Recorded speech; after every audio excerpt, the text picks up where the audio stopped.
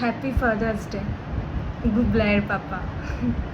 গুবলাই এবং গুবলাইয়ের মায়ের তরফ থেকে হ্যাপি হ্যাপি ফাদার্স ডে। আমার লাইফে দেখা সেরা বাবা তুমি, সেরা সেরা বাবা তুমি, সেরা হাজব্যান্ড তুমি, সেরা দাদা তুমি, সেরা ছেলে তুমি এবং সেরা মামা তুমি। আমার লাইফে দেখা সেরা সব সম্পর্ক তুমি। একটুখানি রাগী, একটুখানি মাঝে মধ্যে ইরিটেট হয়ে যাও, ঠিক আছে, বুঝতে পারি, চাপ বাড়ছে, বয়স হলে আরও রেসপন্সিবিলিটি বাড়ে, কিন্তু আমার জন্য আমি যখন বাইরের দুনিয়াটা দেখি, বা আমি তুলনা কারোর সাথে করতে চাই না, বাট আমি যখন অন্য জিনিস দেখি, অন্যদের জায়গাটা দেখি, আমি তখন তোমাকে আর তাদের মধ্যে একটু হলেও ডিফারেন্সিয়েট বলবো না, আমি জাস্ট মিলিয়ে দেখি যে আমি আজ অনেক ভালো আছি, অনেক হ্যাপি আছি। তোমাকে আমি আমার লাইফ পার্টনার চুজ করে বা আমার লাইফ পার্টনার হয়ে অনেক ভালো আছি, অনেক হ্যাপি। তোমার সাপোর্ট না থাকলে আমি এত দূর এগোতামও না। আর সত্যি কথা বলতে গুবলাই খুব খুশি থাকে, খুব হ্যাপি থাকে।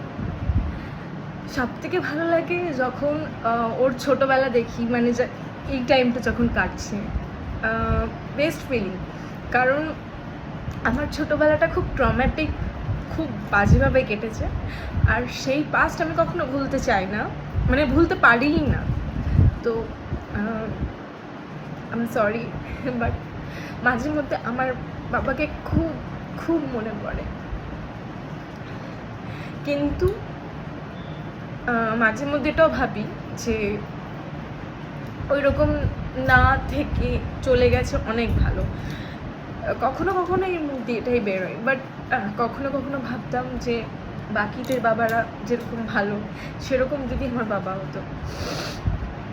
যাই হোক, সব থেকে ভালো লাগে যেটা, যে আমার সাথে যেটা হয়েছে সেটা আমার ছেলের সাথে হবে না, কোনো দিন হবে না, কারণ সেই জিনিসটা আমি ফিল করি। হ্যাঁ, মাঝে মধ্যে যখন তুমি খুব রেগে যাও তখন আমার খুব রাগ লাগে, বাট রাগের পেছনেও যে কী কারণ থাকে সেটাও আমি পরে বুঝতে পারি।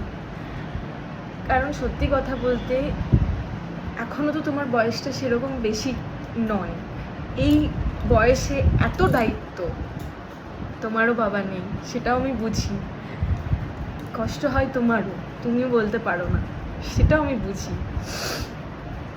ছেলেরা, বাবারা এমন একটা ব্যক্তি যে নিজের কষ্ট বুকের মধ্যে লুকিয়ে রেখেও পরিবারকে কি করে ভালো রাখতে হয় সেটা জানে।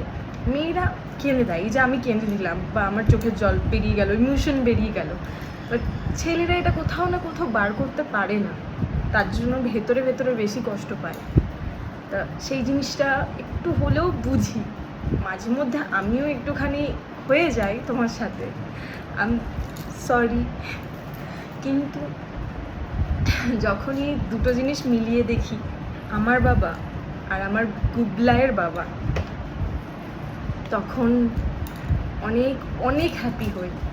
কারণ আমার সন্তান তো ভালো আছে, আমার সন্তান আমার তার বাবার ভালোবাসা পাচ্ছে, তার বাবার কেয়ার পাচ্ছে, তার বাবার সাথ পাচ্ছে, যেটুকু দরকার আমি তাতেই খুশি, এবং সেই খুশিতে আমি নিজের খুশি মানে বেছে নিই। বাট হ্যাঁ, কোথাও না কোথাও খারাপ লাগে যে আমার বন্ধুদেরও বাবা ছিল, সেরকম ছিল না কখনোই। বাট তোমাকে যখন দেখি তখন মনে হয় যে যদি আমার বাবাও ভালো হতো। আমার বাবার এক সময় প্রচণ্ড নাম ছিল, প্রচণ্ড। আমার বাবা ফুটবল খেলতো খুব ভালো, আর এক কথায় বলতে বাবাকে সবাই চিনত। আচ্ছা, অমুকের মেয়ে, ও তো খুব ভালো ফুটবল খেলতো, খুব ভালো নাম ছিল, ওটাই ভালো ছিল, বাকি এমনি মনের দিক দিয়ে ভালো ছিল। বাট জানি না কী হয়ে গেল, বাট আমি ওই পাস্টকে ভুলতে পারি না, কোথাও না কোথাও ওখানে আমি আটকে যাই মাঝে মধ্যে, জানি না। বাট তাও হ্যাপি ফাদার্স ডে। তুমি যেখানে আছো ভালোভাবে থেকো। তুমি আমাদের যাই করে থাকো বা যেইভাবে গেছো, বাট আমি কখনো তোমার খারাপ চাইনি, কখনোই না। শুধু একটাই খামতি রয়ে গেল যে তোমাকে আমি আমার ইনকামের টাকায় কিছু দিতে পারলাম না, প্লাস যে আমার ছেলেকে তুমি দেখে যেতে পারলে না, এইটুকু। তুমি মানে তোমার ছেলের খুব একটা আশা ছিল, বা ছেলে তুমি খুব ভালোবাসো, সেটা আমি জানতাম। ফুটবলের মানুষ তো, তাই ছেলেদেরকে একটুখানি ফুটবলের দিক দিয়ে একটু ইয়ে করা হয় বলে সেই টানটা ছিল।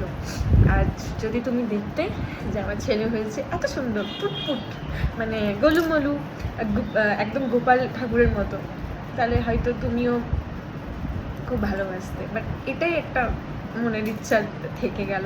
বাট ঠিক আছে, তুমি হয়তো উপর থেকে দেখছো, খুশি আছো, হ্যাপি আছো, বাট তোমাকে কোনোদিন থ্যাংক ইউ করা হয়নি। যেটুকু করেছো আমাদের জন্য, থ্যাংক ইউ।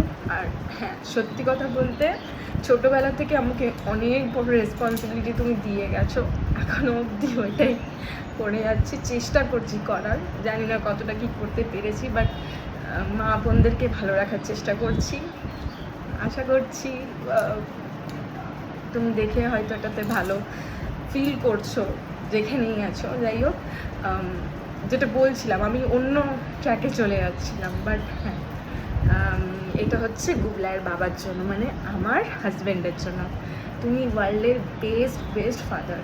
তুমি যেমনই হো, আমি তোমাকে যেরকম, তুমি যেমনি হো, আমি সেরকম দেখি তোমাকে বিয়ে করেছি। সেটা আমার চয়েস ছিল, আর এই চয়েসটা খারাপ না, সেটা আমি সবসময় ফিল করি। হ্যাঁ, ঝগড়া ঝুট ঝামেলা স্বামী স্ত্রীর মধ্যে হবে, কিন্তু এমন কখনো আমাদের বড় ঝগড়া হয়নি যেটা অন্যরকম কিছু ইয়ে হবে, সেটা কখনোই না। তো আর আমি আশা করবো যেন নাই হয়, কারণ আমি তোমাকে নিয়ে খুশি আছি, আমাদের ফ্যামিলি সবাইকে নিয়ে আমি খুশি আছি। আর হচ্ছে যে অনেক অনেক ভালোবাসি, অনেক ভালোবাসি। আমার মনের মধ্যে কি চলে আমি তো কাউকে বলতে পারি না, মানে আমি এক্সপ্রেস খুব কম করতে পারি, বাট এই ভিডিওতে আমি বেশি এক্সপ্রেস করে দিলাম। ঠিক আছে, চলো আবার কাজে ফিরতে হবে। টাটা।